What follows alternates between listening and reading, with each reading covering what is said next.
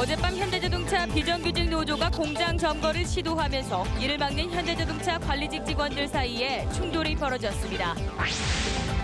자매 살해 사건의 용의자 김홍일을 봤다는 오인 신고와 장난 전화가 잇따라 경찰력이 낭비되고 있습니다. 고등학생들 사이에 문신이 유행처럼 번지고 있는 가운데 면허도 없이 학생들에게 문신을 해준 30대가 적발됐습니다. 울산의 수건인 시립미술관 부지 선정이 초읽기에 들어가 다음 달 초면 입지가 결정될 전망입니다. 여러분 안녕하십니까? 8월 21일 화요일 UBC 굿모닝 울산입니다. 울산지방 오늘은 대체로 구름 많고 내륙 지역에 한때 소나기가 예상됩니다. 오늘 아침 최저 기온은 24.5도를 기록했고 낮 최고 기온은 33도로 예상됩니다. 내일은 24도에서 31도의 기온 분포를 보여 낮 기온이 조금 내려가겠습니다. 울산기상대는 내일 오후 가끔 비가 올 것으로 예보했습니다. 어젯밤 현대자동차 비정규직 노조가 공장 점거를 시도하면서 이를 막는 현대자동차 관리직 직원들 사이에 충돌이 벌어졌습니다.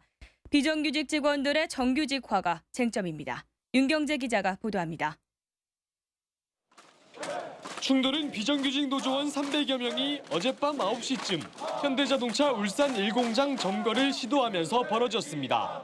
관리자 500여 명이 공장 점거를 막는 과정에서 10여 명이 다쳤고 한 명은 대나무에 머리를 찔려 중상을 입었습니다. 비정규직 노조원들의 공장 점거 시도는 회사가 전원 정규직화 요구를 거부하고 있다는 이유입니다. 회사는 어제 본교섭에서 사내하청 직원 6,800명 가운데 3,000명을 2015년까지 정규직으로 채용하겠다며 시행 시기를 1년 앞당긴 수정안을 제시했지만 만족할 수 없다는 얘기입니다. 우리 찢어버립시다. 우리가 우리 손으로 비정규직을 합의해주는 그런 안은 만들지 맙시다. 어제 낮에도 비정규직 노조 간부 폭행 사건 문제로 교섭에 차질을 빚은 현대자동차 노조가 나서 비정규직 노조와 1시간 넘게 논의했지만 결론을 내진 못했습니다. 앞으로 비정규직 문제 어떻게 해결할 것인가 같이 허심하게 이야기하면서 대안을 찾아나갔으면 합니다. 대치는 새벽 3시 30분 비정규직 노조가 철수하면서 막을 내렸지만 막바지로 치닫고 있는 현대차 노사 본교섭에 또 다른 변수로 작용할 전망입니다. UBC 뉴스 윤경재입니다. 성남동 자매 살해 사건이 발생한 지 한 달을 넘기고 있는 가운데 오인 신고로 경찰이 애를 먹고 있습니다. 심지어 자신이 용의자 김홍일이란 장난 전화까지 걸려와 경찰력이 낭비되고 있습니다. 조윤호 기자가 취재했습니다. 김홍일을 봤다는 신고를 받고 경찰이 찾아낸 CCTV입니다. 하지만 CCTV 속 인물은 누가 봐도 서류 가방을 들고 회사로 출근하는 평범한 시민. 결국 이 신고는 해프닝으로 막을 내렸습니다. 지난주에는 울산시내 한복판에서 김홍일을 봤다는 목격담이 SNS를 뜨겁게 달고 있는데 생김새가 전혀 딴판이었습니다. 심지어 필리핀에서 봤다, 또 강원도에서 마사지를 하고 있다는 등의 터무니없는 제보가 잇따르면서 경찰은 일일이 확인을 해야만 했습니다. 편의점에 라면 먹고 있는 사람이 김홍일이라고 닮았다고 이제 신고를 한 건데 경찰관들이 지금 그 주변을 다 깔려서 수색하고 있는 장면입니다. 그 출동해가지고 확인하고 분석하는데 시간이 또 많이 걸리기 때문에 다른 일을 못하고. 김홍일의 차량은 보시는 것처럼 경찰서에 주차돼 있습니다. 그럼에도 불구하고 김홍일의 차량을 봤다는 시민 제보가 끊임없이 접수되고 있습니다. 한술 더 떠 자신이 김홍일이란 장난 전화까지 걸려와 경찰에 비상이 걸리기도 했습니다. 예예. 그 울산 사립국가 방인데 장사하려고요. 지금 계신 곳이 어디예요? 앞에 있거든요. 통신 수사만 60만 건, 금융권 계좌 추적만 100여 개, 동원된 경찰력 2,000명의 탐문 수사를 벌인 것만 400군데, 기록적인 경찰 수사에도 김홍일의 행적은 묘연한 가운데 오인 신고와 장난 전화로 아까운 경찰력이 낭비되고 있습니다. UBC 뉴스 조윤호입니다. 이런 가운데 김홍일의 차량에서 발견된 휴대전화가 복구되면서 범행 동기가 밝혀졌습니다. 경찰은 이 휴대전화에서 김홍일이 언니 27살 이모 씨와 다정하게 찍은 사진 수십 점 외에도 사건 발생 일주일 전 이 씨가 김홍일에게 헤어지자는 내용의 카카오톡 메시지를 보낸 사실을 확인했습니다. 한편 부산 기장군 천마산 일대 수색에 실패한 경찰은 김홍일이 자살했을 가능성을 염두에 두고 인근 저수지에서 잠수부를 동원한 수색 작업을 벌이고 있습니다. 면허도 없이 고등학생들에게 돈을 받고 문신을 해준 철없는 어른이 적발됐습니다. 학생들이 과시용으로 문신을 하는 게 유행이라는데 성장기 때 문신은 부작용 우려가 높다고 합니다. 보도에 김규태 기자입니다. 허벅지를 가득 메운 잉어 문신, 팔뚝에 새겨 넣은 악마. 사진 속 문신을 새긴 이들은 성인도 조폭도 아닌 모두 고등학생들입니다. 30살 이모 씨는 남구 달동의 한 건물에 문신 시술소를 차려놓고 면허도 없이 고등학생들에게 문신을 해오다 경찰에 붙잡혔습니다.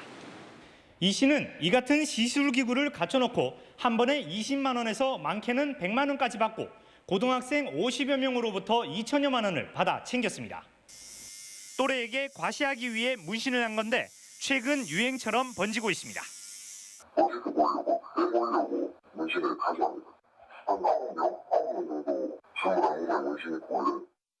한 달에 학생만 해도 한 10명 넘게 고등학생이 하지만 성장기에 문신을 하면 성인이 된 뒤 모양이 변하거나 문신으로 인한 상처 부위가 더 커질 수 있습니다. 또 문신을 지우려면 손바닥만한 것도 한 달 간격으로 10차례쯤 치료를 받아야 합니다. 혈관에 침투해서 혈관 부분적으로 맞게 되면 피부가 괴사가 되고 그로 인해서 여러 가지 흉터가 영구적으로 남을 수 있을 겁니다. 경찰은 청소년들이 문신비를 마련하기 위해 범죄를 저지를 수 있다고 보고 청소년을 상대로 한 불법 문신에 대해 집중 단속할 방침입니다. UBC 뉴스 김규태입니다. 다음은 경제계 소식 알아보는 경제 이모저모입니다. 현대중공업이 한국능률협회 컨설팅이 산업계와 전문가 4천여 명을 대상으로 실시한 설문조사 결과 일하기 좋은 기업 5위에 선정됐습니다. 지역 기업체 가운데 SK이노베이션이 6위, 현대자동차가 7위, LG화학이 8위, 그리고 S-오일이 14위를 차지했습니다. 현대자동차 울산 공장 12년째 열고 있는 여름방학 직원 자녀 영어교실이 큰 호응을 얻었습니다. 중학생 500여 명이 참가한 영어교실은 영어로 부모님께 편지 쓰기와 자기 표현, 프레젠테이션, 원어민 강사와 1:1 클리닉 등으로 이루어졌습니다.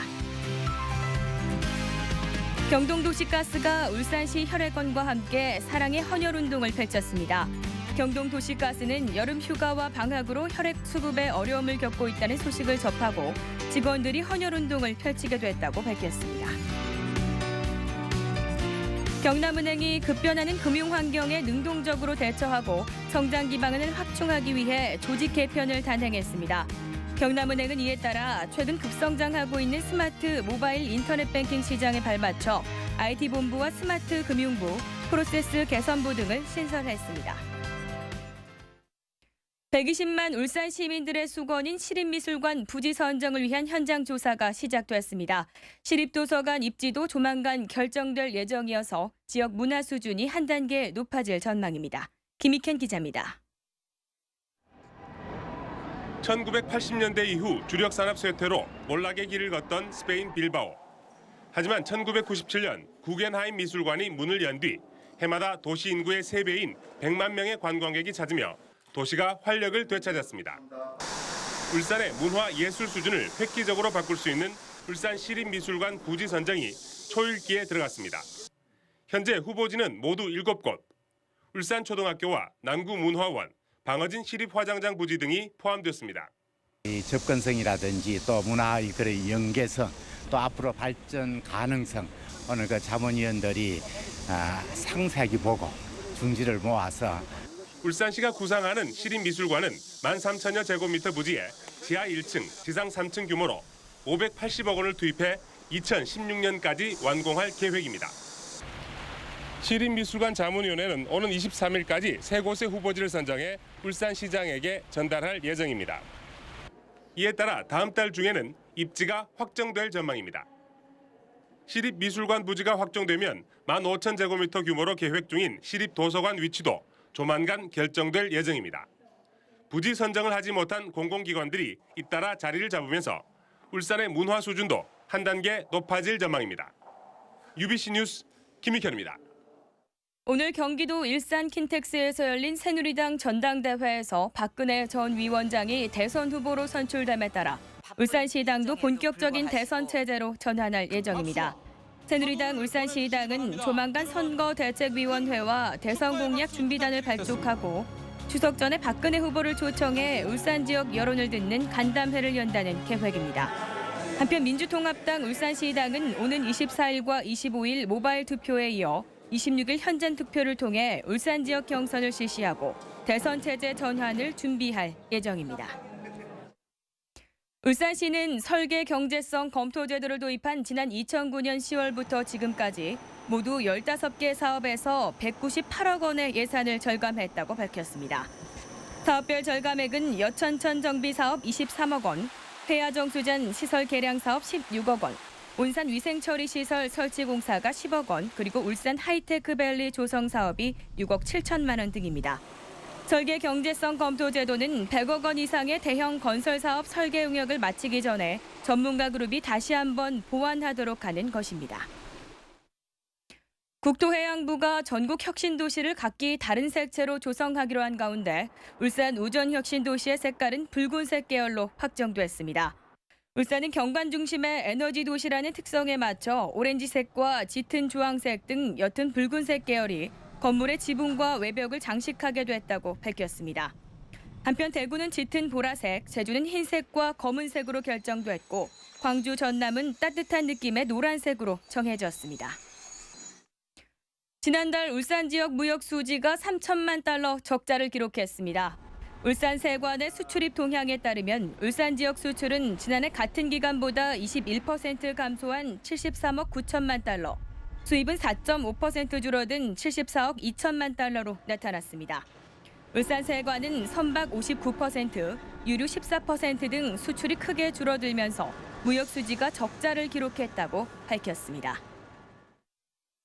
불법 지입제 영업으로 등록이 취소된 한 전세버스 업체가 다른 전세버스 업체들을 경찰과 검찰에 고발해 지역 전세버스 업계가 모두 영업이 중단될 처지에 놓였습니다.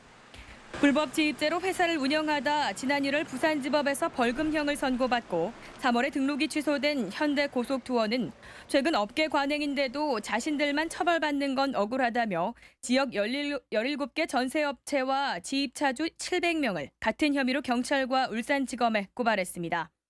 울산시는 이들 업체의 근로계약서와 은행 계좌 등에 대한 조사를 벌일 계획이고 경찰도 조사에 들어가 사실로 확인되면 무더기 영업정지가 불가피할 전망입니다.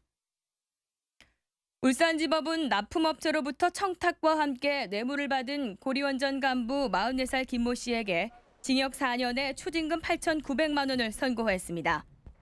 법원은 또 뇌물을 건넨 납품업체 대표 57살 정모 씨와 또 다른 납품업체 전무 50살 김모 씨에게는 각각 징역 8월에 집행유예 3년을 선고했습니다. 고리원전 간부 김 씨는 지난 2008년 납품업체들로부터 각종 편의를 봐달라는 청탁과 함께 8천만 원을 받고 금품 수수를 묵인해달라는 취지로 상사에게 2천만 원을 전달한 혐의로 기소됐습니다. 울산지법은 납품업체의 입찰을 방해한 혐의로 기소된 한국수력원자력 신구리 이발전소 팀장 53살 박모 씨에게 징역 1년을 선고했습니다. 박 씨는 지난해 3월 컴퓨터 운전 지원 시스템 등과 관련된 납품업체 입찰 과정에서 A 납품업체의 다른 업체가 프로젝트를 하니 입찰에 참여하지 말라며 입찰을 포기하도록 한 혐의로 기소됐습니다. 재판부는 박 씨가 낙찰받은 업체 대표와 1년간 무려 650여 차례나 전화통화를 하는 등 친분을 유지하고도 사적인 통화였다며 범행을 부인하고 은폐하려 했다고 밝혔습니다. 울산항의 일부 부두 정문에 출입문이 없어 보안이 허술하다는 지적이 나왔습니다. 울산지방해양항만청은 최근 부산 감천항 외국인 선원 도주 사건과 관련해 울산항 공영부두와 민자부두의 보안을 점검한 결과 이런 문제점이 드러났다고 밝혔습니다. 울산항만청은 이에 따라 울산항만공사의 석탄부두와 오부두, 육부두 등 3개 부두 정문에 출입문을 설치하도록 요청하고 민자부두 한 곳에도 출입문 설치를 권고하고 있다고 했습니다. 이상으로 UBC 굿모닝 울산을 마칩니다. 고맙습니다.